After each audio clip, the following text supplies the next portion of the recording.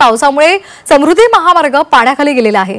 बुलढाण्यातील Mehkar interchange पाण्याखाली गेलेला आहे। समृद्धी महामार्गावरील वाहतूक त्यामुळे ठप्प झाली आहे। समृद्धी महामार्गाला नदीचं स्वरूप आलेलं आहे।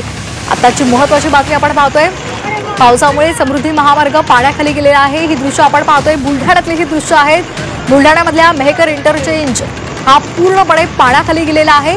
समृद्धी महामार्गावरील वाहतूक पूर्णपणे ठप्प झालेली आहे। समृद्धी महामार्गाला नदीचं स्वरूप आलेलं आहे।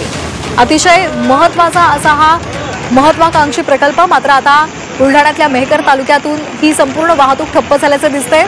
या संदर्भात अधिक माहिती देत आहेत आमचे प्रतिनिधी मयूर निकम। मयूर, आपण पाहतोय पूर्णपणे मेहकर तालुक्यामध्ये समृद्धी महामार्गाला पावसाचा फटका बसलेला आहे।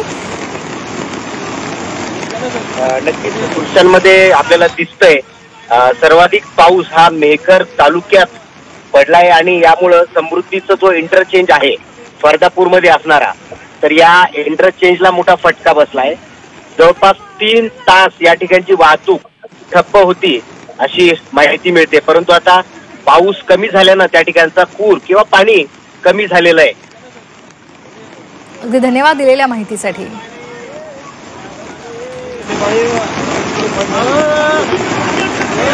बुलढाण्यातल्या मेहकर इंटरचेंज हा रस्ता पूर्णपणे पाण्याखाली गेलेला आहे।